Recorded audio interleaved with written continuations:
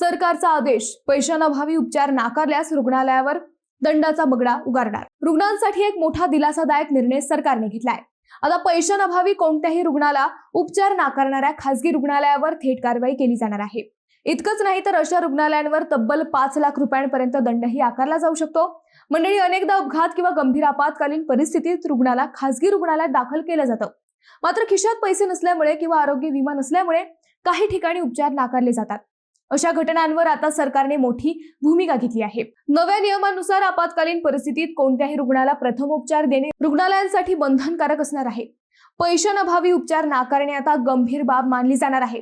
याशिवाय खासगी रुग्णालयांकडून मनमानी बिल आकारण्यावरही लगाम घालण्याचा प्रयत्न करण्यात आला आहे। प्रत्येक रुग्णाला उपचार, शस्त्रक्रिया, तपासण्या आणि इतर सर्व सेवांचे सविस्तर व पारदर्शक हिशोब असलेले बिल देणे बंधनकारक करण्यात आले आहे। प्रत्येक रुग्णालय आणि प्रयोगशाळेला त्यांच्या आवारात उपचारांचे अधिकृत दरपत्रक ठळकपणे लावावे लागणार आहे, जेणेकरून रुग्णांना आधीच खर्चाची माहिती मिळू शकेल।